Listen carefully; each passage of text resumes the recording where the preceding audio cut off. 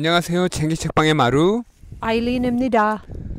영국의 4월 저녁에 모닥불을 피워놓고 책을 읽으려고 합니다. 분위기 좋죠? 네, 참 좋습니다. 여러분도 이곳에 오세요. 오늘 읽을 장의 제목은 하나님에 대한 원망입니다. 바로 읽기 시작할게요. 책의 앞부분을. 모든 고통을 없애려는 시도나 이를 악물고 견디려는 시도는 옳지 않다. 고통도 상황을 긍정적으로 바꾸는데 쓰일 수 있기 때문이다. 삶을 행복하게 하거나 불행하게 하는 것은 외부의 환경이 아니라 환경을 대하는 내면의 태도다. 에버하르트 아놀드. 용서를 생각할 때 우리는 대부분 자신에게 상처 준 사람을 용서할 수 있는지 여부를 먼저 판단한다. 하지만 때로는 그 상처가 사람이 준 것이 아닐 때도 있고 아무리 애를 써도 누구의 잘못인지 알 수 없을 때도 있다. 이럴 때 하나님을 믿지 않는 사람들은 자신의 인생에 개입하는 손길이 누구의 손인지도 모르고 막연히 짜증스러워 할지 모른다. 반면에 신앙이 있는 사람은 하나님에게 화를 낸다. 고통의 원인을 콕 집어서 밝힐 수 없을 때 우리는 불공평하고 억울하다며 반발하고 하나님을 비난하기 일쑤다. 자비로우신 하나님이 어떻게 이런 일을 허용할 수 있단 말인가? 이런 좌절감은 하나님을 향한 분노나 원한으로 변하기도 한다. 비난할 대상이 아무도 없다는 사실을 받아들이는 것보다는 하나님을 비난하는 것이 훨씬 쉽다. 슬픔에 휩싸이면 비난할 대상이 분명하지 않아도 분노가 치밀기 때문이다. 하지만 치유를 경험하고 앞으로 나아가려면 이러한 분노의 감정 역시 해결해야 한다. 하나님에게 계속 화를 낸다고 해서 문제가 해결되지는 않는다. 상처를 받고 하나님을 탓할 수는 있지만 하나님에게 사과를 기대해 봐야 소용없다. 원하는 방향으로 상황을 바꾸기 위해 우리가 할 수 있는 일이 있다면 그 상황을 겸허하게 받아들여야 하는지도 모른다. 그러면 아무리 큰 장애물을 만나도 성장의 기회로 삼을 수 있다. 상황을 겸허하게 받아들이는 거, 그게 가능한가요? 어렵겠네요. 그래도 받아들이지 않으면은 삶이 정말 고통스럽게 돼버려요. 안 그래요? 그렇죠. 그런 것 같아요. 네. 원인을 밝히려고 해도 안 될 때가 있고 또 해결을 하려고 해도 우리 힘으로 안 될 때가 있잖아요. 맞아요. 어떤 상황 고쳐봐도 고쳐지지 않아요. 참고 참을성 갖고 참아야 되는 그런 상황도 있잖아요. 거기서 벗어나고 싶을 때도 있고 피해보고 싶을 때도 있는데 그게 또 안 될 때도 있어요. 네, 맞아요. 그러니까 여기서 말하는 받아들이는 거는 그냥 상황을 그대로 인정하고 그냥 꾸역꾸역 사는 것이 아니라 아마 더 깊이 들어가는 것 같아요. 네. 그래요. 그러면은 저자가 그 관련된 사람들의 이야기를 이렇게 적고 있는데요. 그 중에 존과 그레천 로즈 부부가 있잖아요.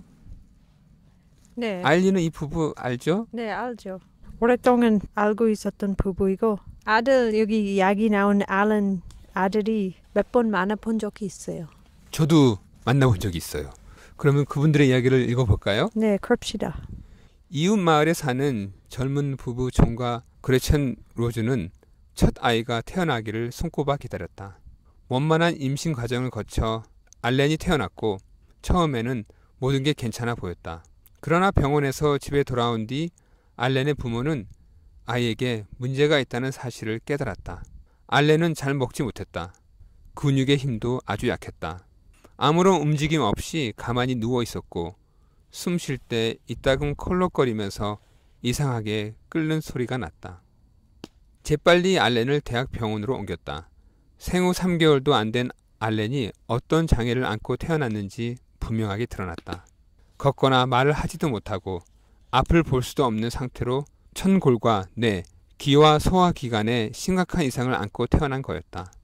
존과 그레천은 마음이 무너져 내렸다. 무언가 문제가 있다는 생각은 했지만 그렇게 심각한 문제일 거라고는 예상하지 못했다. 결국 두 사람은 자신들을 탓했고 이어 하나님을 비난했다. 왜 우리죠? 존은 화가 났다. 하지만 누구에게 화를 내야 할지 알지 못했다. 나에게? 아니면 그레첸에게? 알렌의 의사에게? 아니면 하나님에게? 그래, 하나님이야.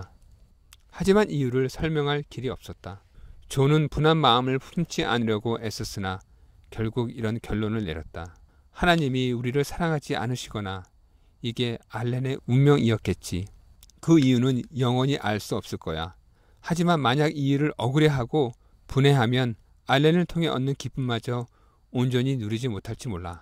존과 그레첸은 인생의 난관을 받아들이는 것이 말은 쉬워도 실천하기 어렵다는 사실을 뼈저리게 실감했다. 도망치고 싶었던 적이 한두 번이 아니었다. 누군가 찾아와 별 의미 없는 위로의 말을 건넬 때는 특히 더 그랬다. 상황이 나아지고 희망이 생기는 날도 있었지만 일이 틀어지거나 시험을 받는 날도 많았다. 태어난 지 1년 만에 알렌은 기관 절개 수술을 받았고 맹장 수술을 포함해 셀 수 없이 많은 수술을 받았다. 이렇게 작은 아이가 얼마나 더 많은 고통을 견뎌야 한다는 말인가. 조기 진단을 통해 문제가 있는 아기를 낙태시키는 것을 아무렇지 않게 여기는 요즘 같은 세상에도 알렌의 부모는 아이를 짐으로 여기지 않았다. 알렌이 1살 정도 되었을 때 그레첸은 이렇게 썼다. 알렌은 우리에게 아주 중요한 이야기를 해주고 있다. 우리는 알렌을 보낼 준비가 안 되어 있다. 계속해서 알렌의 어머니가 한 얘기를 읽어보시겠어요?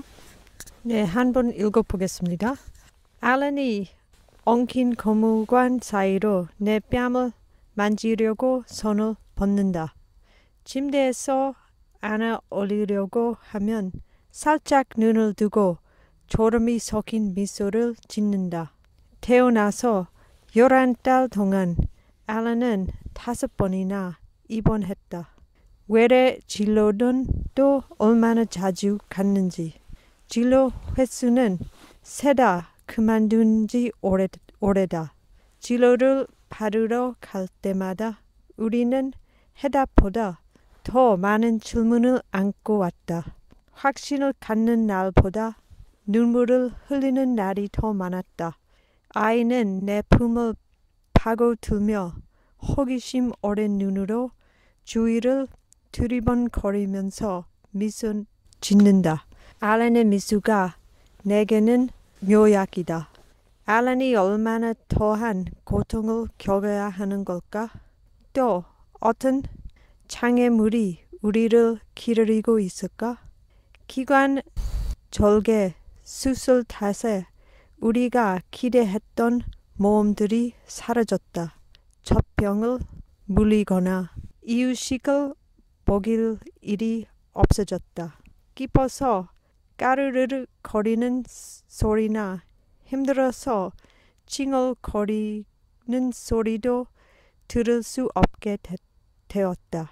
의사는 만약 아이가 살게 되면 커서는 고무관 없이 지낼 수도 있다고 말했다. 아이가 살게 된다면 말이다. 그 말을 듣고 가슴이 철렁 내려앉았다. 그러나 아이의 미소는 여전히 내게 희망을 준다. 그리고 내게 받아들이는 법을 매일 가르친다. 다시 저자입니다. 받아들임. 그레첸이 쓴 이 말은 우리가 하나님을 용서할 수 있게 돕는다. 받아들이지 않으면 운명에 반항하고 억지로 짊어진 십자가를 팽개치려고 안간 힘을 쓰게 마련이다. 하지만 받아들이면 자신이 겪는 어려움을 통해 다른 사람의 고통을 바라보고 그들을 도울 힘을 얻는다. 알렌은 아기 때 받은 진단이 무색하게 명랑한 10대 소년으로 자랐다. 걷고 뛸 수 있을 뿐 아니라 춤까지 춘다. 집에 찾아가면 알렌이 세발 자전거를 타고 나와 당신을 맞아줄지도 모른다. 여전히 말을 못하고 고무관의 의지에 음식을 먹어야 하지만 의사소통에는 아무 문제가 없다. 악수하거나 손을 흔들거나 끙 소리를 내거나 장난기 어린 미소를 짓는다. 알렌의 아버지는 이렇게 말한다. 처음에는 알렌이 가지고 있는 장애만 찾아봤습니다. 알렌이 나에게 해달라고 장애를 극복하게 해달라고 기도했지요. 하지만 해가 지나면서 우리도 지혜로워졌습니다. 지금은 우리를 치유해달라고 그래서 알렌을 완벽하게 만드는 그의 순결함과 사랑, 울음과 웃음의 진가를 발견하게 해달라고 기도합니다. 알렌의 어머니는 이렇게 덧붙였다. 물론 늘 이렇게 긍정적인 태도를 유지하는 것이 아니에요. 특히 중요한 결정을 내려야 할 때는 알렌을 위해 옳은 결정을 내리고 있는지 걱정을 많이 합니다. 우리에게는 다른 아이들도 있잖아요. 그 아이들에게 시간과 관심을 충분히 기울이고 있는 걸까 하는 생각이 들 때는 금세 조조해져요. 하지만 그런 의심과 씨름할 때마다 다시 영서로 되돌아갑니다. 우리가 알렌에게 부모로서의 역할을 잘 할 수 있느냐는 영서가 좌우해요. 우리의 결혼 관계도 그렇고요. 서로에게, 아이들에게, 그리고 하느님께 미안해요라고 말하는 건 아주 중요합니다.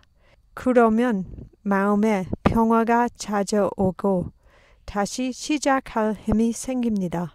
알렌이 자기가 좋아하는 음악을 크게 틀고 함께 춤추자고 발을 잡아당길 때 아이와 발을 맞추며 함께 웃을 수 있게 됩니다. 지금 이 책에 나와 있는 알렌은 아기였고 그 다음에 어린이집에 있었고 또 초등학교 다니는 그런 나이였죠.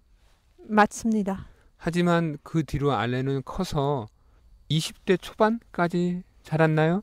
네, 맞아요. 그리고 몇 년 전에 안타깝게도 이제 하늘나라로 돌아갔죠. 네. 사실은 지금 살고 있는 비치그로브에 알렌이 동생 메간이 살아요. 그래서 몇 번이나 메간한테 그 오빠 이야기 들었어요. 정말 이 엄마 말씀하신 대로 알렌 이 가족한테 선물이고 기쁨이었고 그리고 이 받아들임 대해서 많이 가르쳐 줬어요. 참 소중한 아이였습니다. 알렌의 부모님 그리고 형제 자매뿐만 아니라 알렌을 돌봤던 친구들 그리고 청년들이 있었잖아요. 그렇죠. 그 청년들도 알렌의 순결함과 사랑, 울음과 웃음의 진가를 옆에서 지켜보고 발견하면서 삶이 변했던 것 같아요. 맞아요. 하나님께 마음을 열어줄 수 있는 기회 주어졌던 것 같아요. 그렇게 알렌은 많이 힘들어하고 가족도 힘들어했지만은 사실은 많은 사람들의 마음과 삶을 바꿔놓고 간 거예요. 네. 영속 경험했던 거죠. 지금도 그렇게 경험하고 있고요. 그리고 이런 어려움들을 겪었을 때 그런 과정에서 서로에게 미안해요 라고 말하는 거 그거 참 우리도 며칠 전에 또 경험했잖아요. 우리 사이에서도. 그렇죠.